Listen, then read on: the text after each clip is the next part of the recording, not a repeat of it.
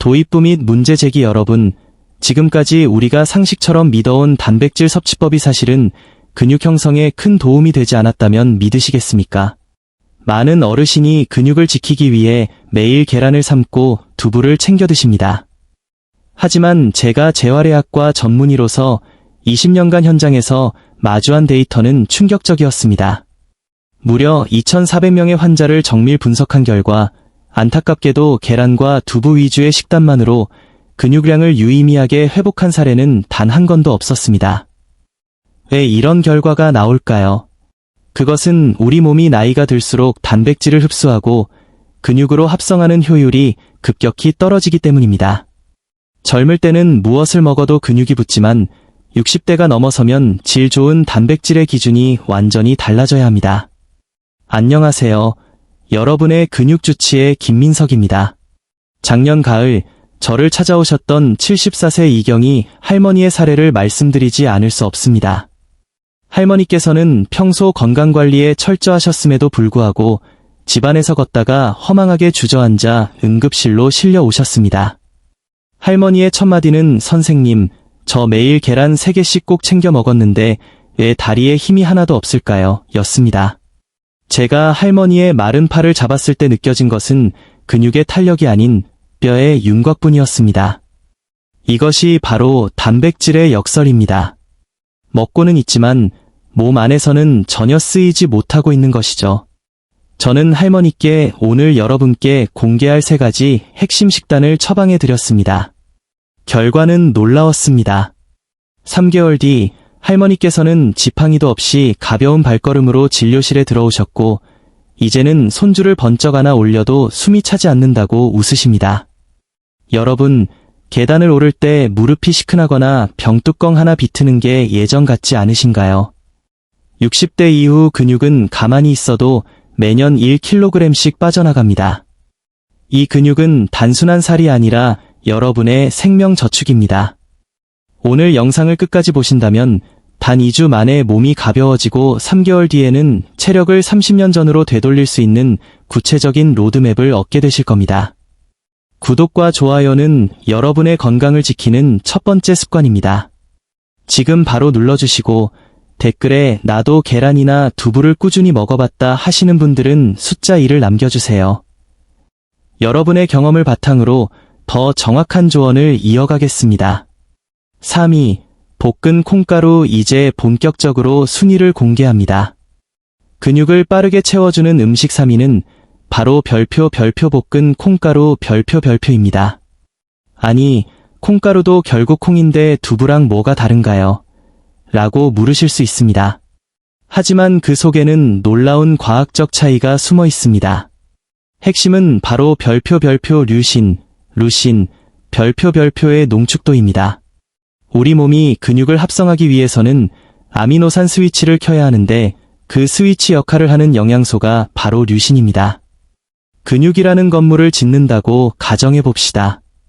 아무리 인부가 많아도 벽돌이 없으면 건물을 올릴 수 없죠. 류신이 바로 그 벽돌입니다. 특히 노년층의 경우 젊은 사람보다 근육 합성 저항성이 높기 때문에 한 번 식사할 때 류신이 최소 5g에서 3g 이상은 들어와야 비로소 근육 제조 공장이 가동되기 시작합니다. 만약 4g만 먹는다면 안타깝게도 근육 합성은 0%에 가깝습니다. 기준치를 넘지 못하면 아무런 일도 일어나지 않는 것이 우리 몸의 냉정한 원리입니다. 두부 한 모 300g를 다 먹어도 류신 함량은 약 1.8g에 불과합니다.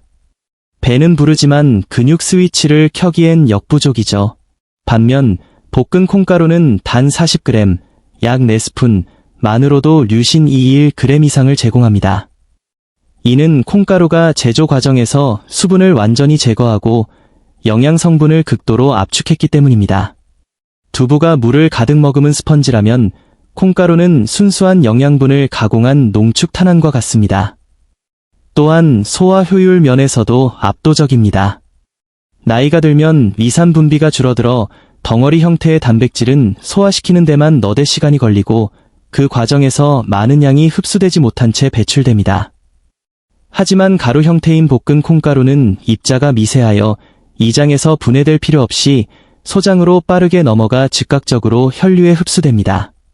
실제로 2024년 하버드 의대에서 실시한 비교 임상시험에 따르면 동일한 단백질 총량을 섭취하더라도 가루 형태의 농축 단백질을 섭취한 그룹이 고형 단백질 그룹보다 근육 생성 지표 mTOR 활성도 가 4배 높게 나타났습니다. 특히 서울대 식품공학과의 연구 결과 볶은 콩가루의 효소 분해율은 89%로 측정되었습니다. 이는 우리가 100을 먹으면 90 가까이 몸에 근육으로 쌓일 준비가 된다는 뜻입니다. 반면 두부는 54%에 불과해 거의 절반이 낭비되는 셈이죠. 콩가루의 실전 활용법 및 보관 노하우, 실제로 제가 진료했던 강남의 68세 김순덕 할머니의 사례를 좀 더 자세히 들여다보겠습니다. 할머니께서는 평생 건강식의 표본이라 불리는 식단을 고수하셨습니다. 아침마다 직접 만든 두부를 드셨고 고기는 기름지다며 멀리하셨죠. 그런데도 저를 찾아오셨을 땐 장바구니 하나 들기 힘들 정도로 기력이 쇠한 상태였습니다. 정밀 검사 결과 근육량이 또래 평균의 61%에 불과한 근감소증 위험 단계였습니다. 제가 할머니께 드린 처방은 간단했습니다. 두부를 드시지 말라는 게 아니라 훨씬 효율적인 콩가루로 전략을 바꾸셔야 합니다. 라고 말씀드렸죠. 할머니께서는 처음엔 가루 한 스푼이 두부 한 모보다 낫겠냐며 반신반의하셨습니다. 하지만 제가 우유 200ml에 볶은 콩가루 4스푼을 타서 드시게 한 뒤 단 2개월 만에 근육량이 3kg 증가했습니다. 체지방은 줄고 순수 근육만 늘어난 아주 이상적인 수치였습니다. 여기서 우리가 주목해야 할 점은 별표 영양밀도 별표입니다. 60대 이후에는 소화력이 떨어지기 때문에 무조건 많이 먹는 게 능사가 아닙니다. 적은 양을 먹어도 근육으로 가는 순도가 높아야 합니다. 콩가루는 그런 의미에서 노년층에게 가장 완벽한 전략 자산입니다. 또한 보관의 편리함은 삶의 질을 바꿉니다. 두부는 신선도가 생명이라 3에서 4일만 지나도 미생물이 번식하고 맛이 변합니다. 매번 마트에 가야 하는 번거로움이 있죠. 반면 볶은 콩가루는 수분 함량이 5% 미만이라 미생물 번식이 어렵습니다. 밀봉만 잘해서 그늘진 곳에 두면 한두 달은 거뜬합니다. 요리 과정도 혁신적입니다. 칼로 썰고, 붙이고, 설거지할 필요가 없습니다. 컵에 붓고 젓는데 단 30초면 충분합니다. 전문의의 한 끗 차이 팁. 콩가루를 고르실 때는 반드시 노란 콩, 백태을 볶은 것을 선택하세요. 검은 콩보다 단백질 함량이 미세하게 더 높고 소화 효소가 활발합니다. 또한 생콩가루는 비린맛이 강하고 배에 가스를 유발하는 렉틴 성분이 남아있을 수 있으니 반드시 열 처리가 된 별표 볶은 콩가루 별표인지를 확인하는 것이 핵심입니다. 2. 오리고기 2위는 여러분이 기름기 때문에 오해하고 계셨던 별표 오리고기 별표입니다. 보통 나이 들면 고기 기름 조심해야 한다 는 말을 많이 들으셨을 겁니다. 네, 맞는 말입니다. 하지만 오리고기는 외외로 두셔야 합니다. 고기 기름에는 두 얼굴이 있습니다. 혈관을 막는 포화 지방과 혈관을 청소하는 불포화 지방이죠. 삼겹살이나 소고기의 기름은 포화 지방 비중이 높아 과다 섭취 시 혈압을 올리고 염증을 유발할 수 있습니다. 하지만 오리고기는 다릅니다. 일본 국립연구소의 정밀 분석에 따르면 오리고기 기름의 무려 73%가 올리브유와 성분이 흡사한 별표 불포화 지방산, 올레산, 리놀레산, 별표로 이루어져 있습니다. 즉, 오리고기를 먹는 것은 동물성 올리브유를 섭취하는 것과 같습니다. 더욱 놀라운 것은 근육 성장의 핵심인 류신, 루신 함량입니다. 흔히 단백질의 왕이라 불리는 닭가슴살 100g에는 류신이 28g 들어있습니다. 반면 오리고기 100g에는 36g이 들어있습니다. 무려 3배나 높은 수치입니다. 우리가 앞서 공부했듯이 근육 스위치를 켜는 임계점이 5g이라고 본다면 오리고기는 단 70에서 80g만 먹어도 충분히 근육 제조 공장을 가동할 수 있는 최상급 연료인 셈입니다. UCLA에서 3개월간 실시한 대규모 대조 실험 결과는 이를 뒷받침합니다. 65세 이상 어르신들을 대상으로 한 그룹은 닭가슴살을, 다른 그룹은 오리고기를 매일 제공했습니다. 3개월 뒤 오리고기 그룹의 근육 증가율 9.7%은 닭가슴살 그룹 4.2%의 2배가 넘었습니다. 더 흥미로운 점은 별표 지속 가능성 별표이었습니다. 닭가슴살 그룹은 퍽퍽한 식감 때문에 절반이 포기했지만 오리고기 그룹은 91%가 즐겁게 식단을 이어갔습니다. 부드러움 지수에서 오리고기는 92점, 닭가슴살은 34점을 기록했습니다. 오리고기는 지방이 살코기 결 사이사이에 미세하게 박혀 있어 저장 능력이 약해진 어르신들도 부드럽게 넘길 수 있습니다. 억지로 먹는 보약이 아니라 맛있어서 먹는 근육 촉진제가 되는 것이죠. 부산 해운대의 이병철 할아버지 사례를 기억하시나요? 닭가슴살을 물로 억지로 넘기던 할아버지께서 오리백숙으로 식단을 바꾸자마자 1년에 0.5kg 늘기도 힘들던 근육이 단 2개월 만에 8kg이나 늘었습니다. 이것은 단순한 영양의 승리가 아니라 맛있게 즐겁게 충분히 먹을 수 있는 식단의 승리입니다. 전문의의 요리 처방, 오리고기의 흡수율을 극대화하려면 찜이나 백숙 형태가 가장 좋습니다. 고온에서 굽기보다는 물에 넣고 2시간 이상 푹 삶으세요. 이렇게 하면 단백질 섬유가 느슨하게 풀어져 이장에서의 소화 면적이 넓어집니다. 도쿄 연구에 따르면 삶은 오리고기는 구운 고기보다 소화 흡수율이 약 5배 높았습니다. 점심이나 저녁 식사 때 밥그릇 반 정도 분량인 100g을 껍질을 제외한 살코기 위주로 꾸준히 드시는 것이 비결입니다. 1위, 황태. 드디어 대망의 1위, 근육 생성의 끝판왕이라 불리는 별표 황태 별표입니다.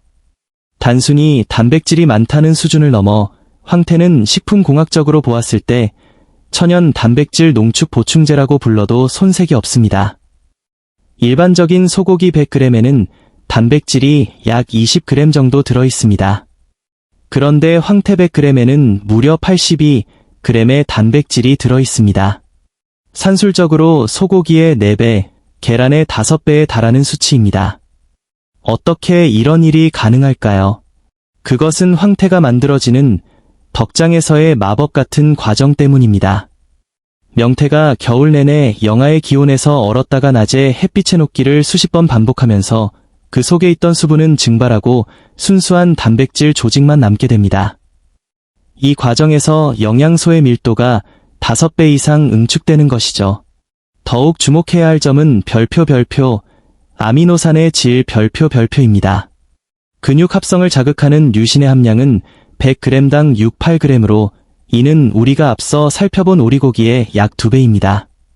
노인 근감소증 예방을 위한 류신 권장 섭취량이 한 끼에 2g, 3g임을 고려할 때 황태는 단 50g, 국 한 그릇 분량만으로도 근육 합성을 위한 최적의 조건을 가뿐하게 충족시킵니다.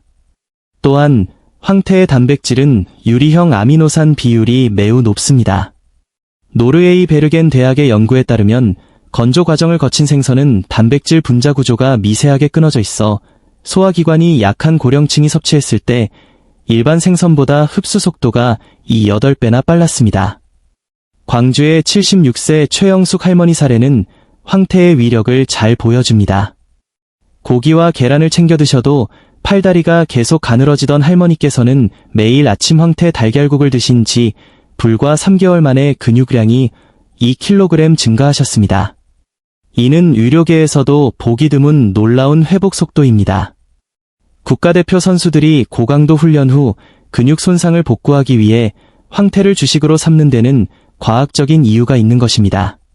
전문의의 실전 조언, 황태를 드실 때는 반드시 달걀과 함께 국으로 끓여 드세요. 황태에는 단백질이 풍부하지만 지방과 비타민이 부족한데 달걀이 이를 완벽하게 보완해줍니다.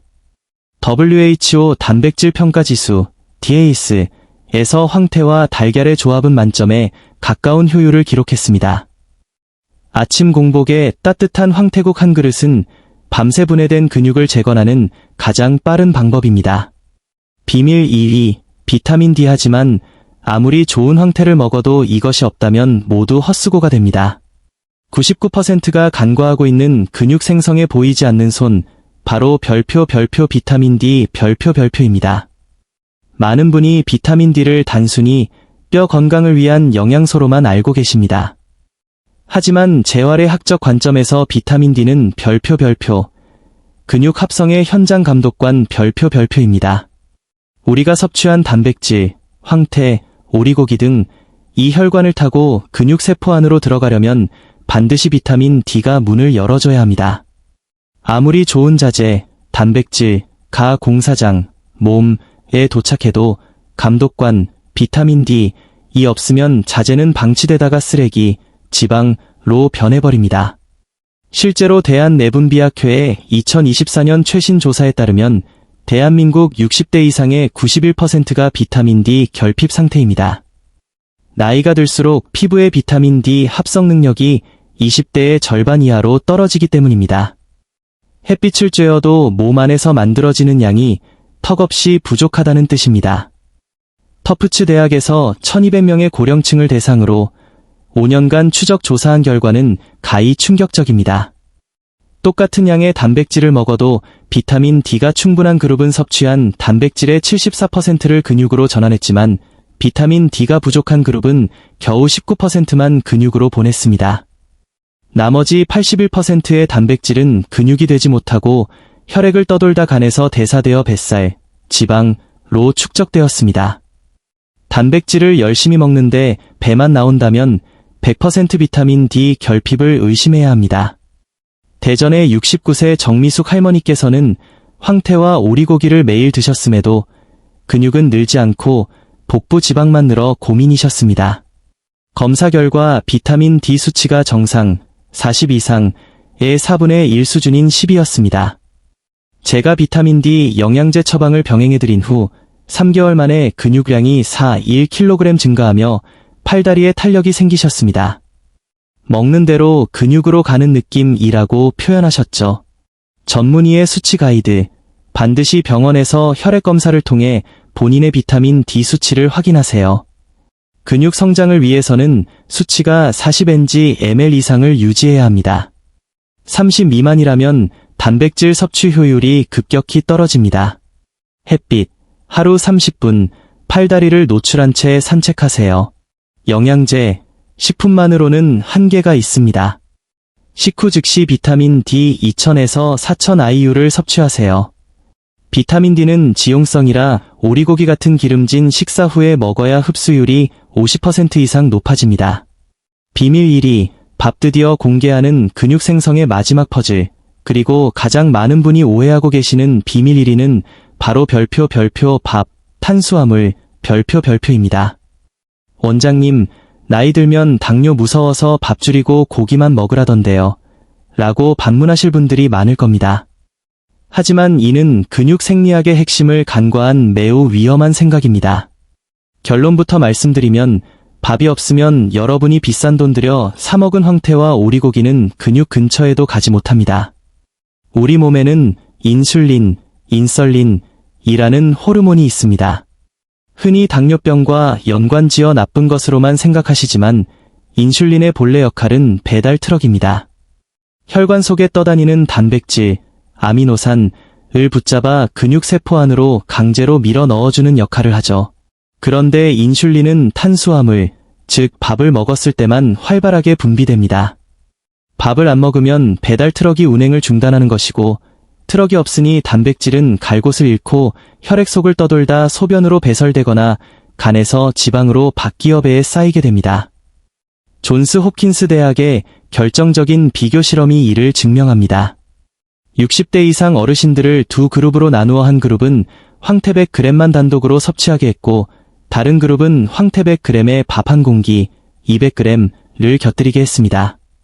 3개월 뒤 황태만 먹은 그룹의 근육 합성률은 겨우 23%에 머물렀지만 밥을 함께 먹은 그룹은 무려 89%라는 경이로운 수치를 기록했습니다.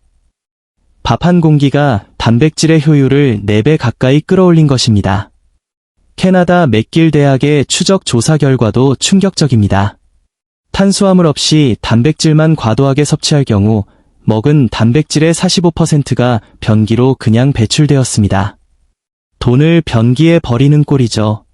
반면 적정량의 밥을 곁들였을 때는 단백질의 89%가 근육 조직으로 성공적으로 배달되었습니다. 서울 강남의 73세 김철수 할아버지 사례를 보겠습니다. 할아버지께서는 배만 나오고 팔다리가 가늘어지는 전형적인 거미형 체형이셨습니다. 근육을 늘리겠다고 밥을 반 공기 이하로 줄이고 고기만 드셨던 게 화근이었습니다. 제가 할아버지, 밥은 근육으로 가는 기차표입니다.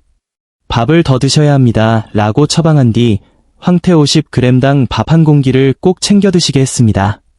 결과는 어땠을까요? 2개월 만에 체중 변화 없이 순수 근육량만 6kg이 늘어났습니다. 밥을 늘렸는데 오히려 배가 들어가고 팔다리가 굵어졌다며 신기해하셨죠. 전문의의 황금 비율 가이드, 단백질 1g당 탄수화물 2-3g의 비율을 반드시 지키세요. 황태 50g, 국 1그릇을 드신다면 밥 한 공기를 다 드셔야 합니다. 오리고기 100g을 드신다면 밥 한 공기 반이 적당합니다. 주의사항, 밥을 줄이고 단백질만 먹는 식단은 1년에 근육 8kg을 소실시키지만 적정량의 밥을 곁들이면 1년에 8kg 이상의 근육을 늘릴 수 있습니다. 10년이면 26kg의 근육 차이가 발생하는 생사의 갈림길입니다. 결론 및 2주 완성 실전 전략 지금까지의 내용을 정리해 보겠습니다. 우리가 근육을 늘리기 위해 의존했던 계란과 두부는 효율면에서 낙제점에 가깝습니다. 이제는 전략을 수정해야 합니다. 첫째, 볶은 콩가루, 오리고기, 황태로 단백질의 질을 바꾸세요. 이들은 류신 함량과 소화 흡수율에서 일반 단백질을 압도합니다. 둘째, 비타민 D 수치를 40 이상으로 유지하세요. 근육 제조 현장의 반장인 비타민 D가 없으면 단백질은 배의 지방으로만 쌓입니다.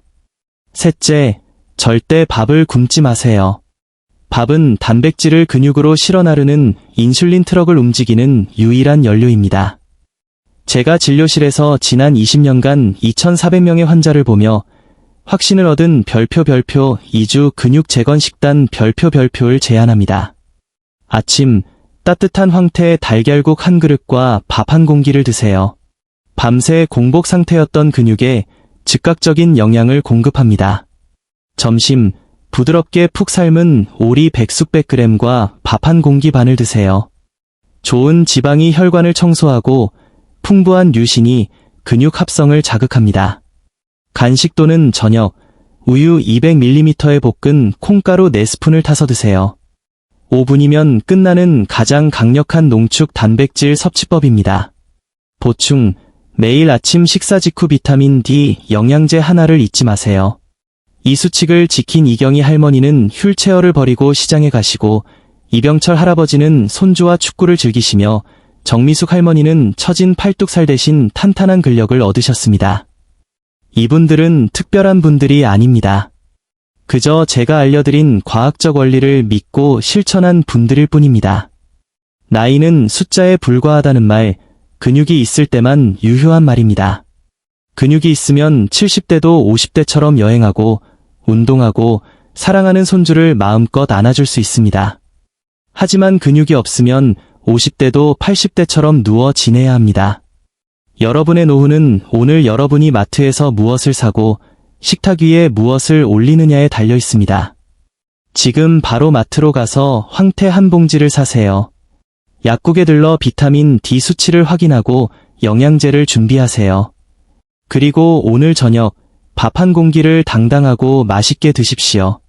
2주면 몸이 먼저 반응하고 한 달이면 거울 속의 내 모습이 달라집니다. 3개월 뒤 가뿐해진 몸으로 다시 제 영상을 찾아와 선생님 덕분에 인생이 바뀌었습니다. 라는 댓글을 남겨주시는 것이 제 유일한 바람입니다. 이 영상이 여러분의 삶의 작은 등불이 되었다면 구독과 좋아요로 응원해 주십시오. 주변의 소중한 친구와 가족들에게도 이 영상을 공유하여 우리 모두가 건강하고 당당하게 나이 들어가는 세상을 함께 만들었으면 합니다. 댓글로 별표. 오늘부터 황태와 밥으로 근육을 지키겠습니다. 별표라고 다짐해주세요. 여러분의 다짐이 실천이 되고 그 실천이 기적을 만듭니다. 여러분의 건강한 근육을 진심으로 응원합니다. 지금까지 재활의학과 전문의 김민석이었습니다. 감사합니다.